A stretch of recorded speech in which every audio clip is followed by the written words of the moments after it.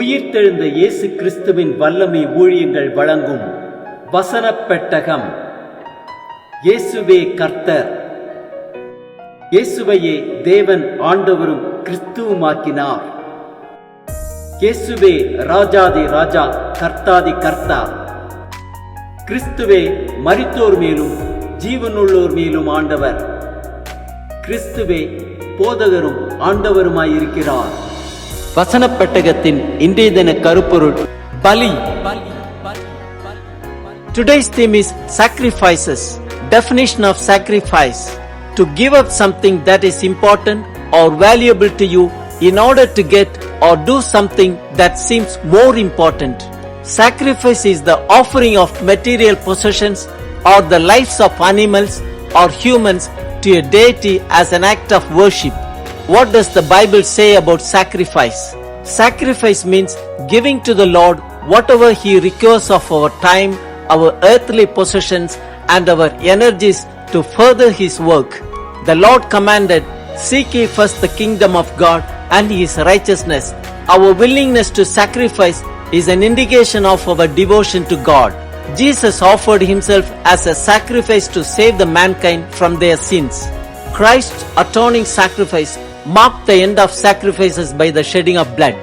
Psalm 51:17 says, "The sacrifices of God are a broken spirit, a broken and contrite heart." Means that we offer deep sorrow for our sins as we humble ourselves and repent of them. In Romans 12:1-2, Paul says, "I appeal to you therefore, brothers, by the mercies of God, to present your bodies as a living sacrifice, holy and acceptable to God, which is your spiritual worship.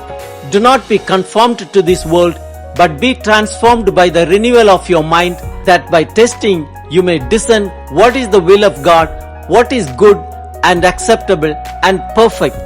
Hebrews 13:15 and 16 says, "Through Him then let us continually offer up a sacrifice of praise to God, that is, the fruit of lips that acknowledge His name. Do not neglect to do good and to share what you have, for such sacrifices are pleasing to God." Ephesians 5:1 and 2 says, "Therefore be imitators of God as beloved children, and walk in love as Christ loved us and gave Himself up for us, a fragrant offering and sacrifice to God." What does the Lord require of you? To act justly and to love mercy and to walk humbly with your God. God's rewards for your sacrifices. Matthew 19:29 says, "Everyone who has left houses or brothers or sisters or father or mother or children or lands for my name's sake will receive 100-fold and will inherit eternal life."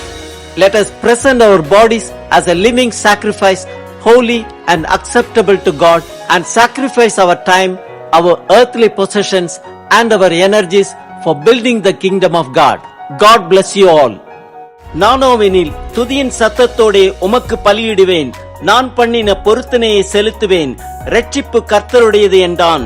பலியிடுவதை குறித்ததான வேத வசனங்களை பார்க்கலாம். நீதிமொழிகள் 21:3 வாசிக்கிறோம், "பலியிடுவதை பார்க்கிலும் நீதியும் நியாயமும் செய்வதே கர்த்தருக்கு பிரியம்." நீதிமொழிகள் 3:9 வாசிக்கிறோம், "உன் பொருளாலும் உன் எல்லா விளைவின் முதற்பலனாலும் கர்த்தரை கனம் பண்ணு." ஓசியா 6:6 வாசிக்கிறோம், "பலிகளை அல்ல இரக்கத்தையும் தகன பலிகளை பார்க்கிலும் தேவனை அறிகிற அறிவையும் விரும்புகிறேன்." மத்தேயு 9:13 வாசிக்கிறோம், "பலியை அல்ல இரக்கத்தையே விரும்புகிறேன் என்பதின் கருத்து இன்னதென்று போய் கற்றுக்கொள்ளுங்கள். நீதிமான்களை அல்ல பாவிகளையே மனம் திரும்புகிறதற்கு அழைக்க வந்தேன்" என்றார். மத்தேயு 20:28 வாசிக்கிறோம், "அப்படியே மனுஷகுமாரனும் ஊழியம் கொள்ளும்படி வராமல் ஊழியம் செய்யவும் அநேகரை மீட்கும் பொருளாக தம்முடைய ஜீவனை கொடுக்கவும் வந்தார் என்றார். மத்தேயு 12:7 வாசிக்கிறோம், "பலியை அல்ல இரக்கத்தையே விரும்புகிறேன் என்பதின் கருத்து இன்னதென்று அறிந்தீர்களானால் குற்றமில்லாதவர்களை நீங்கள் குற்றப்படுத்த மாட்டீர்கள்." மார்க்கு 12:33 வாசிக்கிறோம், "முழு இருதயத்தோடும் முழு மனதோடும் முழு ஆத்துமாவோடும் முழு பலத்தோடும் அவரிடத்தில் அன்பு கூறுகிறதும் தன்னிடத்தில் அன்பு கூறுகிறது போல் பிறனிடத்திலும் அன்பு கூறுவதுமே சர்வாங்க தகனம் முதலிய பலிகளை பார்க்கலும் முக்கியமாயிருக்கிறது என்றான். லூக்கா 9:24 வாசிக்கிறோம், தன் ஜீவனை ரட்சிக்க விரும்புகிறவன் அதை இழந்து போவான், என் நிமித்தமாய் தன் ஜீவனை இழந்து போகிறவன் அதை ரட்சித்துக் கொள்ளுவான். யோவான் 15:13 வாசிக்கிறோம், ஒருவன் தன் சிநேகிதருக்காக தன் ஜீவனை கொடுக்கிற அன்பிலும் அதிகமான அன்பு ஒருவரிடத்திலும் இல்லை. ரோமர் 12:1 வாசிக்கிறோம், அப்படி இருக்க சகோதரரே, நீங்கள் உங்கள் சரீரங்களை பரிசுத்தமும் தேவனுக்கு பிரியமுமான ஜீவ பலியாக ஒப்புக் கொடுக்க வேண்டும் என்று தேவனுடைய இரக்கங்களை முன்னிட்டு உங்களை வேண்டிக் கொள்ளுகிறேன். இதுவே நீங்கள் செய்யத்தக்க புத்தி உள்ள ஆராதனை. ரோமர் 8:32 வாசிக்கிறோம், தம்முடைய சொந்த குமாரன் என்றும் பாராமல் நம் எல்லாருக்காகவும் அவரை ஒப்புக் கொடுத்தவர் அவரோடே கூட மற்ற எல்லாவற்றையும் நமக்கு அருளாதிருப்பது எப்படி? ரோமர் 6:13 வாசிக்கிறோம், நீங்கள் உங்கள் அவயவங்களை அநீதியின் ஆயுதங்களாக பாவத்திற்கு ஒப்புக்கொடாமல் உங்களை மரித்தோரிலிருந்து பிழைத்திருக்கிறவர்களாய் தேவனுக்கு ஒப்புக் கொடுத்து உங்கள் அவயவங்களை நீதிக்குரிய ஆயுதங்களாக தேவனுக்கு ஒப்புக் கொடுங்கள். ரோமர் 5:6 வாசிக்கிறோம், அன்றியும் நாம் பலனற்றவர்களாய் இருக்கும் போதே குறித்த காலத்தில் கிறிஸ்து அக்கிரமக்காரருக்காக மரித்தார்.